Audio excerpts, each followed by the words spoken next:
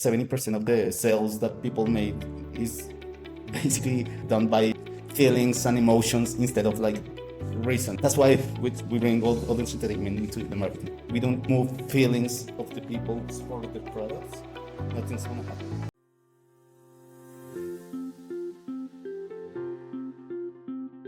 Hello, everyone. Today, my guest is Ivan from IC Studio. Ivan, thank you for your time.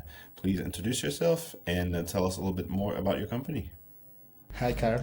Thank you for asking me to be in your podcast. Well, I'm Ivan. It's IC Studios. It's a company that's basically my company that has been in the market for 13 years. We basically are in two main areas. We are in marketing, but with publicity, and also we are in Latam and in the States. That's basically what we do. Mostly, our main core is to do performance marketing. That is basically giving our clients the right where they want it. So if they spend some money with us, they will get the return. Gotcha. Of Okay. their investment. Yeah. Awesome. Thank That's you. basically it. Go for it. So, in the 13 years we have been working, we have two markets, as I told you. The Latam market is way different to the States market. In Latam, our clients are medium and big size clients. So we have Sony Pictures, LG Electronics, a couple of pharmaceuticals, and a couple of universities. And in the States, our clients are smaller because the ticket is weird, but the medium and bigger clients in Latam have the same ticket as the smaller ones in the States, sort of sale tickets. So in the States, we work mostly with entrepreneurs and small business. Understood. No, thank you. I mean, listen, 13 year in business, so you must be doing something good. So you mentioned that in Latam, you guys have Sony, LG, and in the US you have smaller clients, but based on their maybe the revenue, they're almost equivalent. Is that correct? Yeah. It's basically mostly the same. The budgets in Latam are smaller for clients. And right now you're based in Colombia, Bogotá. correct? Bogota. Okay. In Bogotá and in Dover, in Delaware. Bogota and Delaware. Gotcha. Okay. Yeah. So you started IC Studios to combine pretty much entertainment and marketing, from what I remember from our previous conversation and from what you just said. So what made you want to bring those two worlds together? It's weird because you plan things to go one way and then life brings you another way. So yeah, but the thing is that the entertainment business is really hard. It doesn't matter if you are in the States or you are in Latam or whatever you are. It's tough. It's a tough business. So it has some tools that actually marketing and business needs to work out. For example, like with entertainment, you try to get people into watching your show or hearing your song for more than 2-3 minutes, 3 minutes, something like that. And business want to give you a message that usually is pretty long. So if we don't get into the entertainment side and we don't actually move feelings of the people to our clients for their products, nothing's gonna happen at the end of the day, because the majority of our clients of course they want to sell their products, but they want to engage with their clients. They want to have a compromise of feelings of their clients through their products. Which sounds strange, but at the end of the day, like 70% of the sales that people made is basically done by pure feelings and emotions instead of like reasoning, you know. So Of course. that's why we bring all the entertainment into the marketing. So by, if I understand correctly, you mentioned entertainment, but by entertainment you mean the way you design your ads, for example, for this company, you bring Exactly. so okay, you make it fun. You make the ads fun. So for example, you might have a music video for a product, and is that correct? Yeah, yeah. We That's basically what we do. We bring Okay. all the elements of entertainment into their products, because otherwise it's gonna be like a normal ad, you know. Understood, understood. And I think is this a tactic that's widely used, and I would say in Latam and also in the Caribbean, because having grown up outside of the U.S. and the Caribbean, I do see that relationship. Whenever they're advertising something, there's always some music involved in it, some kind of song, dancing, whatever, to like keep the people, I guess, grab the consumer's attention. So that's pretty much what you guys are doing. Yeah, well, it's part of it, you know. It's part of it. It's Okay. just it's part of it, but of course we do like research to understand their consumer, their client. I mean, for our clients, their clients, you know, Yes, their customers, customer, their customers. insights. Basically, we try to get into their insights and actually exploit their insights through, and then the tools that we use is entertainment. That's basically. Understood. Okay. Yeah. And but obviously, for you mentioned that you have Sony, LG, some pharmaceutical companies. Do the pharmaceutical companies also care about the entertainment piece of their advertising? Not as much, but as they see the results, they they understand it.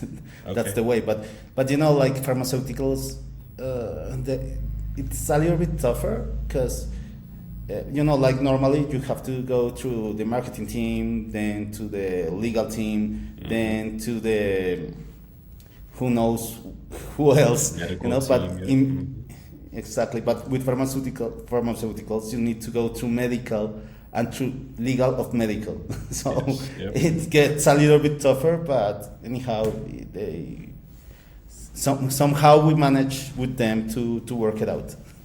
Gotcha. Okay. No, makes sense. I mean, listen, the pharmaceutical world is definitely more regulated, so I understand.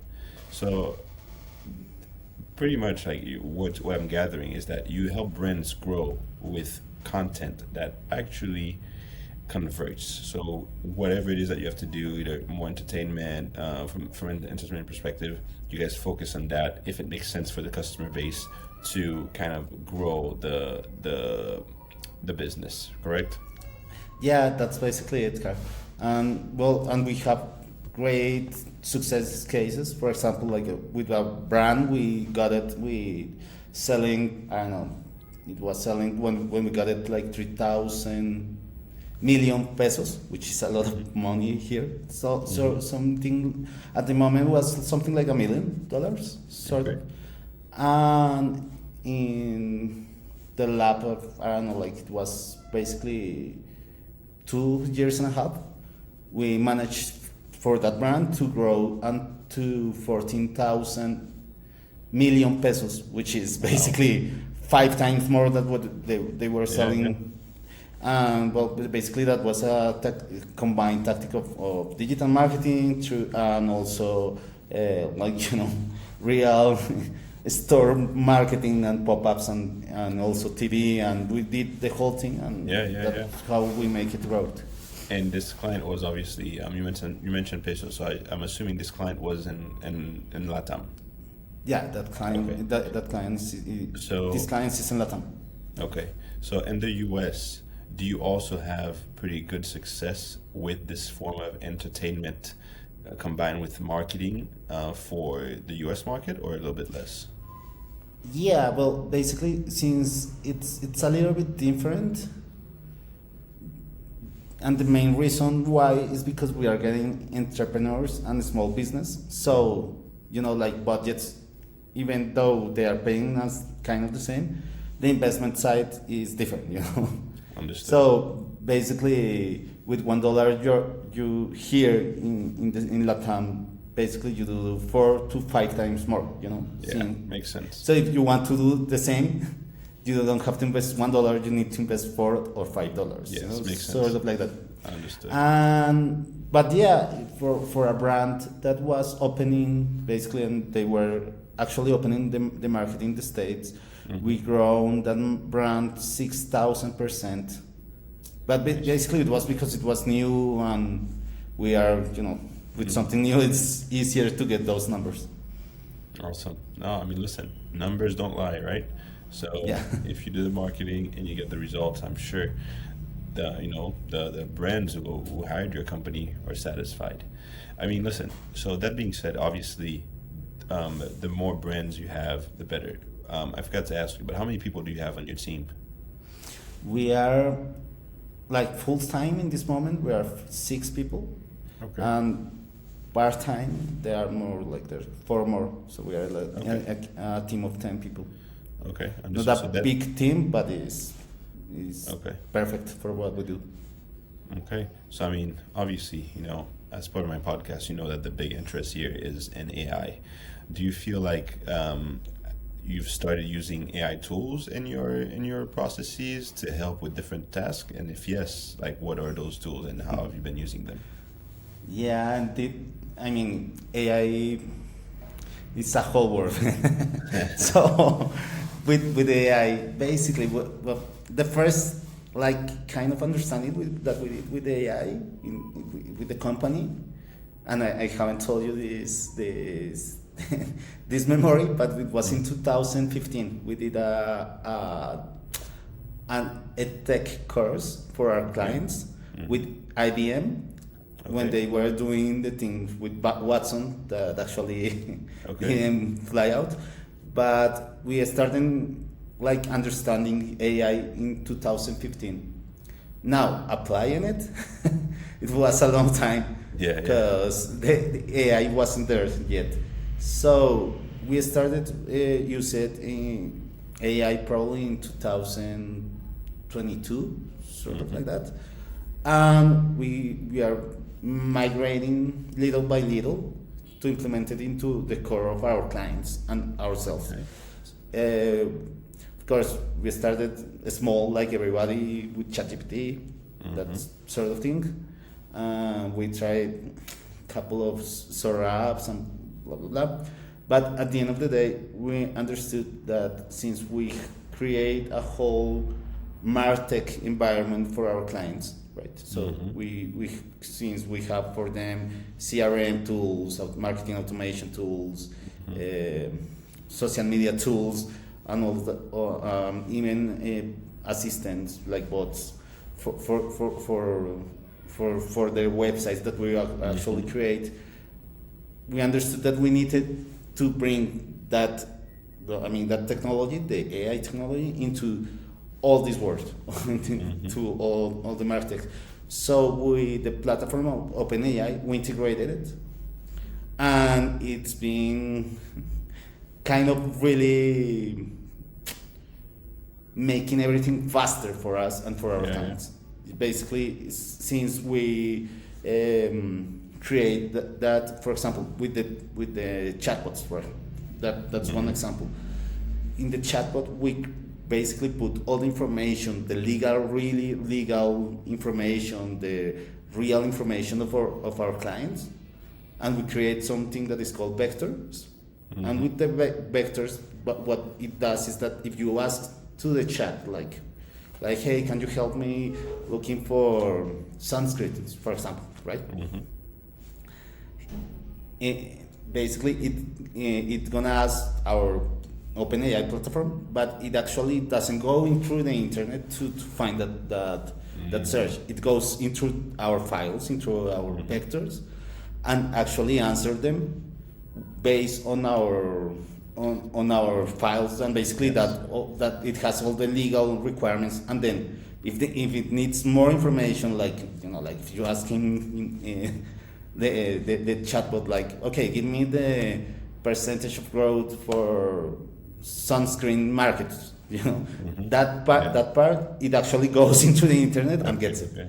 But what we are securing is that the AI tools that we are using are accurate to what our clients and what we actually do. So we Gotcha. give them good information. So for this, are you referring to a pharmaceutical company, for example? Because I know that there's a lot of concern in pharmaceuticals about, patient privacy. So if you have a chatbot for patients, for example, and they were to ask a question about their about a medication that they're on, because they go on the medication's website and they ask a question, then the information would already be loaded in there versus having the chatbot go to the internet. Is that correct? That's basically what we do with the platform of OpenAI. You are taking all the errors that can work in. Well, I mean, like internet is a huge place. So and there are wrong information there. So we are making sure that the information that we are taking from there, from our vectors, are correct. Gotcha. And that's basically what we do. But in another example, for example, if we need to create a piece of branding or a piece of advertisement, we actually at this moment we gave them the idea because we don't want to actually take out that creativity that the humans have, But we discuss, for example, the whole campaign. Once we have it, we go and double proof it with the platform of OpenAI.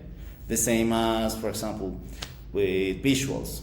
Sometimes you cannot find an image or a video that are exactly what you're looking for. So we go into Sora and ask Sora to give us the video or the image. So basically we work like a millennial, That's what I'm thinking about millennials, all people, older generations actually they didn't have technology, right? So they were really reasoning and they were studying and they were really structured, Then the next generation of Gen Z generation, they are given that have technology, right? And we are in the middle. We combine both things, at least for us. And it actually works. Yeah, I mean, listen, you're right. We're the perfect hybrids, between Gen Z and baby boomers. Baby boomers, exactly. Yeah, that's basically what we're doing here.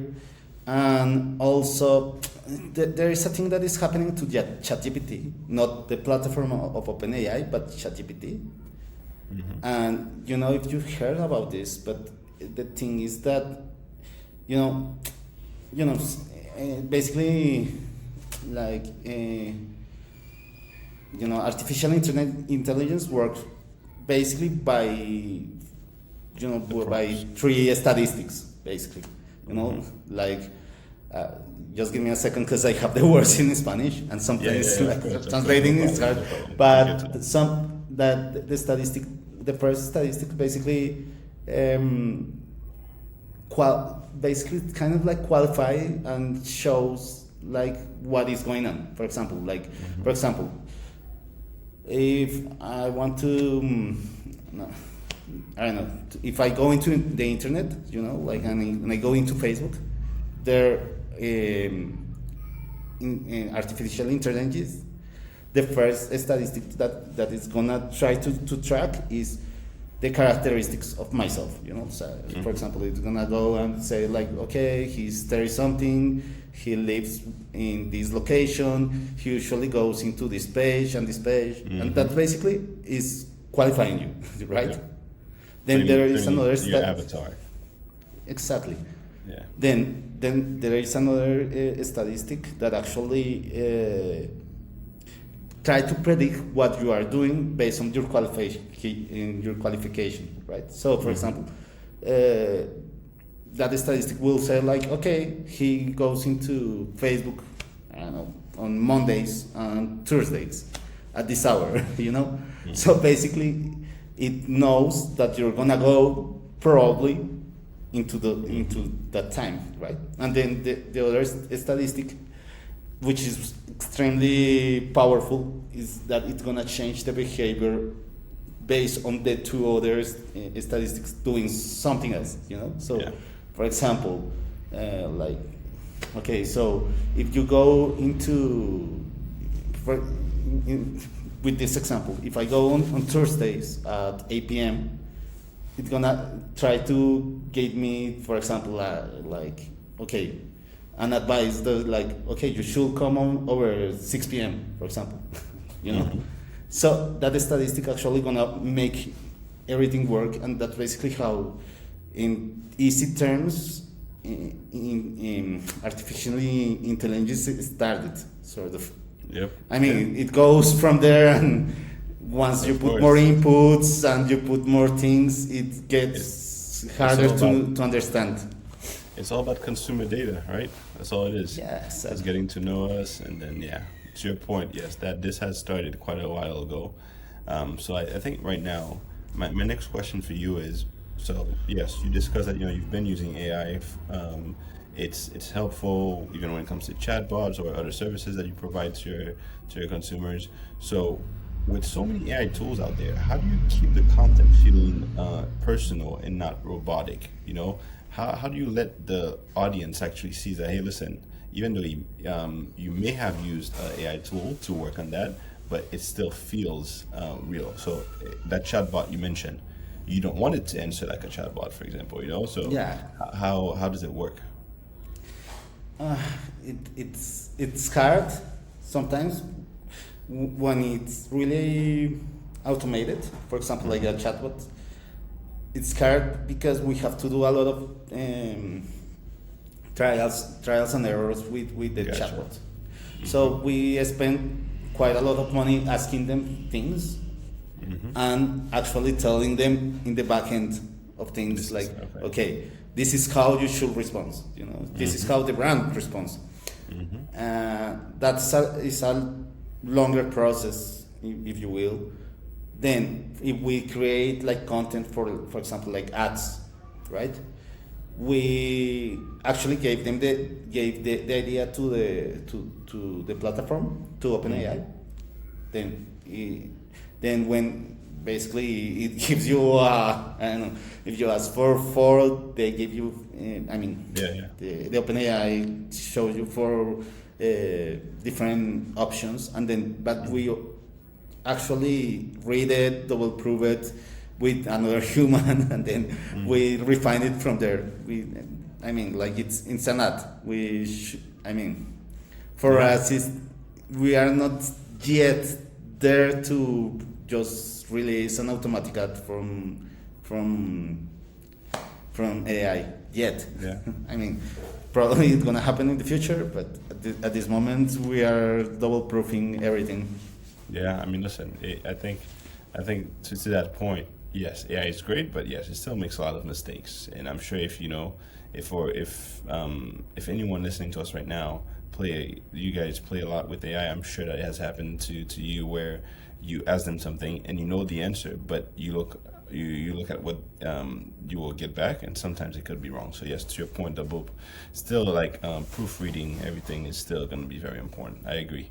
So that being said, then, what's one lesson you've learned from growing your agency that you wish you knew at the beginning? Okay, that's a hard question because it's not AI related. It's not. I don't know. For me, if I knew, I will definitely will think like twice of the times that I put on myself. You know, like whenever you start something, you put a timeline, imaginarily timeline. Like for example, like okay, you start, you open the office, for example, right? And you think that probably in a year you're gonna have clients, and that year it's gonna break even, right? Well, for me, it didn't work like that way. It took me really like 4 or 5 years so I could break even. So Yeah. I don't know if ignorance was a blessing. Probably it was a blessing at the time, but it took a long time. Yeah. I mean, You know. listen, clearly perseverance is a must because look, 4 years, you're right. It's a long time. A lot of people would have given up because if they were not making any money from it, just breaking even. I think after 4 years, you start second guessing yourself. You start asking yourself, hey, listen, am I doing what I'm supposed to be doing? So, I mean, listen, hats off to you for keeping it going. And 13 years later, you're still there. You have a few big name clients in the Latam space, and you have a few US based clients as well. So that's awesome. I think, Thank you, Carl. of course. So just to wrap this up, what's next for you? You mentioned 13 years of IC Studios. Any new tools, services, or partnership you're working on? Yeah, but basically what we want to next, of course, is to grow in the States because we are fairly new in the States. Definitely, well, I mean, we did a shift in 2017, 2020, that we started going away from just being creative and just being, like creative and basically we were just doing like repetitive tasks, and that shift is still going on, and I'm pretty sure it's gonna keep going. And it was to make our company more into the tech side. For example, at that time we were starting doing apps, we started doing websites and all those things, but everything changes, so I'm pretty sure we're gonna keep messing around with AI. We're gonna keep messing around with AR also, and different technologies, because like at the end of the day, what is going on is that our generation is gonna pass, and it's gonna become a whole world that is just digital. So we are preparing for that. That's awesome. I mean, listen, the key to continued success is to be able to evolve. So I think you're thinking about it the right way, and I'm excited to see what IC Studio does in the future. Thanks. Yeah, me too. I'm excited what you're gonna do with the AI tools, Carl. I'm pretty sure it's gonna be incredible. I mean, listen, I'm learning from you guys. I'm learning from each and every one of my podcast guests. And yes, the future is TBD, but I'm enjoying all these conversations, learning how AI is impacting different industries. So yes, we'll see. But listen, Yvonne, thank you very much for your time. Really appreciate it, and looking forward to staying in touch. Thank you, Carl. I'm really looking forward to staying in touch with you. And thank you for the people that is behind the screen watching us talking about AI. Awesome. Thank you, Yvonne. Okay.